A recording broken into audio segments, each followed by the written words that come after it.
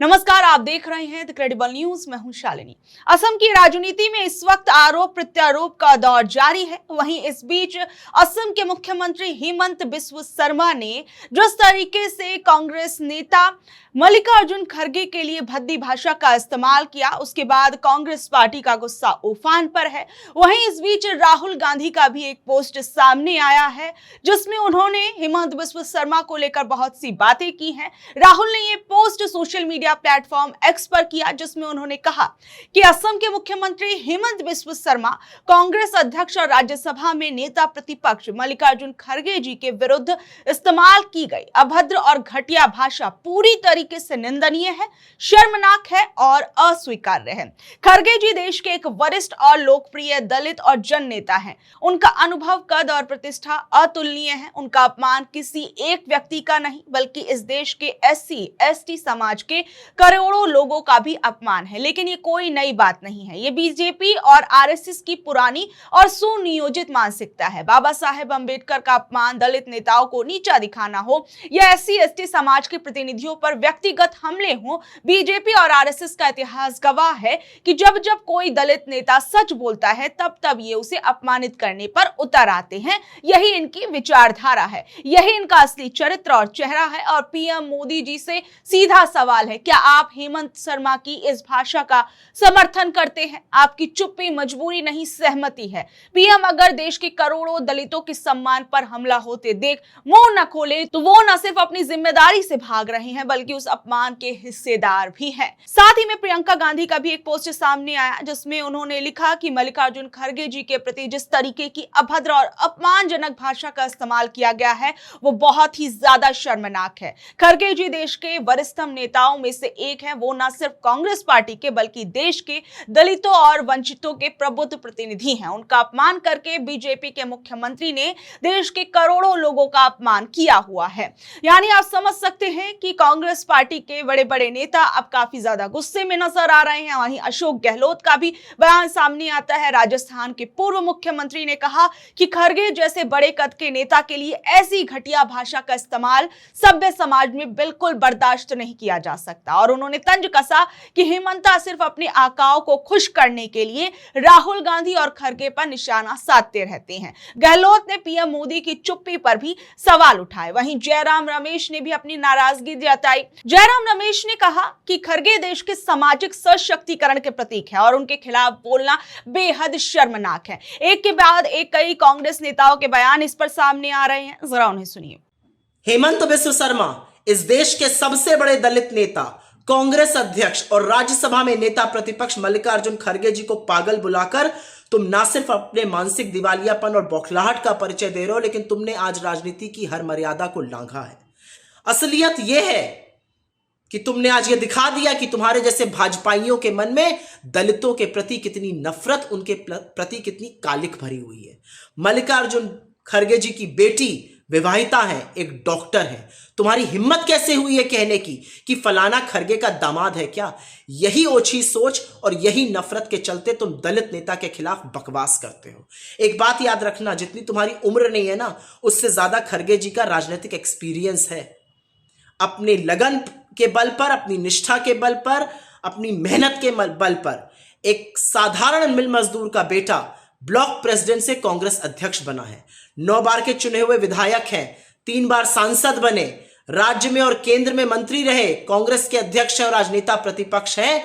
अपनी लगन से वो इस मुकाम पर पहुंचे हैं। और एक और बात याद रखना, खड़गे जी ने अपने पूरे परिवार को हिंसा की आग में खोया, लेकिन उनके मन में नफरत नहीं भरी, उनके मन में स्नेह है। वो उदार हृदय वाले और एक बड़ी सोच रखने वाले राजनेता बने। अपने पिता की उम्र के व्यक्ति को जब तुम ये शब्द कहते हो ना, तो तुम उनका कद कम नहीं करते हो। तुम अपनी टुच्चाई, अपनी क्षुद्रता और अपनी मनोस्थिति दिखाते हो। ये जो घमंड है ना, ये तो रावण का भी नहीं टिका था, तो तुम्हारा क्या टिकेगा?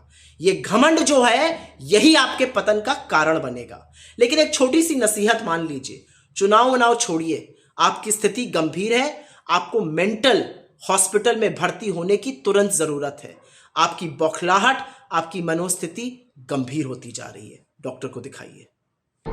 ये बताइए, असम चुनाव जो है वो लग रहा है जैसे CM वर्सेस पवन खेरा एक अलग तरह का शब्दों का जो है बाण चल रहा है, लड़ाई चल रही है। नहीं, ये भ्रष्टाचार वर्सेज ईमानदार की बात है। ये भ्रष्टाचार वर्सेज ईमानदार इसलिए है कि हेमंत बिस्वा शर्मा ने पिछले कई सालों में और भाजपा के 10 साल के शासन में कुछ किया है तो गुंडागर्दी किया है, भ्रष्टाचार किया है, लोगों को डराने का काम किया है, एविक्शन नोटिस दिया है और मुंह से सिर्फ और सिर्फ नफरत उगला है। तो उस नफरत के खिलाफ, भ्रष्टाचार के खिलाफ और सबके हक और अधिकार के लिए कांग्रेस पार्टी बहुत मजबूती से आसाम में चुनाव लड़ रही है और हम आसाम की आम जनता के जो रोजी रोटी के सवाल हैं, उनके जो आत्मसम्मान का सवाल है, जल जंगल जमीन का सवाल है, उसको लेकर के सीरियस है। और हेमंत बिस्वा शर्मा के पास जो है कोई मुद्दा नहीं है और हम संस्कृति के ऊपर लगातार हमला कर रहे हैं। और हमारा मानना है कि हेमंत बिस्वा शर्मा अगर चीफ मिनिस्टर बनेगा तो आसाम का भी वही हाल होगा जो मणिपुर का हाल होगा। लेकिन जेल भेजने को राहुल गांधी आते हैं तो कहते हैं सबसे पहला काम जो सीएम है इसे जेल भेजना है। सीएम पुलिस दिल्ली भेज रहे हैं कि पवन खेरा को गिरफ्तार करना है। वो कह रहे हैं पवन खेरा को पहले पेलूंगा, ऐसे शब्दों का इस्तेमाल हो रहा है। नहीं, वो तो खुद पिले हुए हैं ना, जो ऐसी भाषा बोलते हैं वो खुद पिले हुए हैं। उनको बीजेपी जो है उनके ऊपर मुकदमा किया भ्रष्टाचार के खिलाफ और बोला कि 2 काम करो, या तो जो है बीजेपी ज्वाइन करो या जेल जाओ। तो ये जो है बीजेपी ज्वाइन कर लिए। ये कहते हैं कि जो है दोबारा जन्म लेना पड़ेगा, तो दोबारा जन्म ही तो हुआ है ना अमित शाह के मदद से उनका। लेकिन जब एफआईआर पवन खेरा जी पे की गई है तो क्या ये आप मानते हैं कि जो क्लेम आप लोगों का है उससे इत्तेफाक नहीं रख रहे हैं सीएम? अच्छा, तो एफआईआर करने से क्या होगा? एफआईआर करने से सच्चाई छुप जाएगी। अव्वल तो उनको जांच कराना चाहिए, रिपोर्ट पेश करना चाहिए, कहना चाहिए कि ये आरोप झूठ है। अगर ये आरोप झूठ है तो आरोप को निराधार साबित करने की कार्रवाई होनी चाहिए ना। ये तो डराने धमकाने की राजनीति है। मल्लिकार्जुन खड़गे ने कहा है कि केंद्र में बीजेपी की सरकार है, फॉरेन मिनिस्टर से वो पूछेंगे फ्री पासपोर्ट का थ्योरी क्या है। इस पर पलटवार किया सीएम ने कि पूछना पहले चाहिए, पहले आपने मुझे बेइज्जत किया, अब आप पूछने की बात कर रहे हैं। अरे बेइज्जत तो उसका होता है ना जिसका कोई इज्जत होता है, मान की हानि उसकी होगी ना जिसका कोई मान होगा। चीफ मिनिस्टर की भाषा आप देख रहे हैं, बेइज्जत वो अपनी बेइज्जती करा रहे हैं। चीफ मिनिस्टर ऐसी भाषा बोलते हैं तो इससे जो है वो अपनी बेइज्जती कराते हैं, चीफ मिनिस्टर के पोस्ट की बेइज्जती कराते हैं। वो तो प्रेस कॉन्फ्रेंस अब शब्दों का प्रयोग कर रहे हैं जिसे हम बोल नहीं सकते और सार्वजनिक बोल रहे हैं। वो मुख्यमंत्री है, मतलब उनको कोई मतलब नहीं है प्रदेश की जनता के, देश की जनता के, देश की मीडिया से सार्वजनिक रूप से गाली गलौज में अब शब्दों का प्रयोग जिस प्रकार से कर रहे हैं और इसके खिलाफ कोई कार्रवाई नहीं हो रही।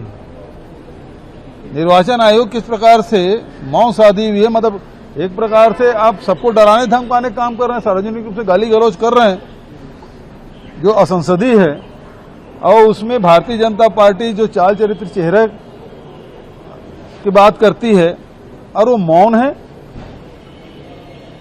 किसी भी राजनीतिक दल के सदस्य की इस प्रकार से को मुख्यमंत्री गाली बके, इसकी तो निंदा होना चाहिए।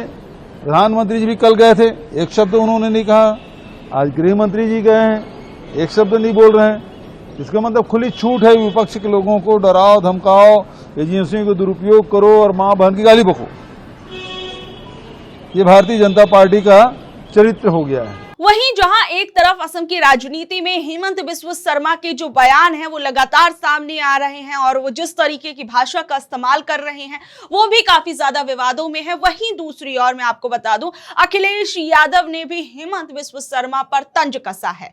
असम चुनाव को लेकर अखिलेश यादव ने बीजेपी पर निशाना साधा। उन्होंने असम के मुख्यमंत्री हेमंत बिस्वा शर्मा के एक बयान को शेयर करते हुए उन पर तंज कसा कि असम के मुख्यमंत्री हेमंत बिस्वा शर्मा ने कहा था कि मैं गौ मांस खाने के लिए मना नहीं कर रहा हूं, लेकिन घर के अंदर खाओ। इस बयान को शेयर करते हुए अखिलेश यादव ने लिखा कि बीजेपी हटाओ, गौ माता बचाओ। अखिलेश ने इस बयान को बीजेपी की दोहरी नीति बताते हुए आलोचना की और कहा कि बीजेपी गौ माता की रक्षा की बात करती है, लेकिन उसके नेता खुद ऐसे बयान देते हैं जो गौ भक्ति पर बीजेपी की सवाल उठाते हैं। तो बहरहाल अब आप समझ सकते हैं कि किस तरीके से असम की राजनीति जो है काफी ज्यादा गरमाई हुई है। अब बहरहाल देखना होगा कि इन तमाम चीजों का असम के चुनावी नतीजों पर क्या असर पड़ता है। अब आप लोग इस बारे में क्या कुछ कहेंगे नीचे दे कमेंट बॉक्स में जरूर बताइएगा और ऐसी अपडेट से जुड़े रहने के लिए देखते रहिए द क्रेडिबल न्यूज। मैं हूं शालिनी।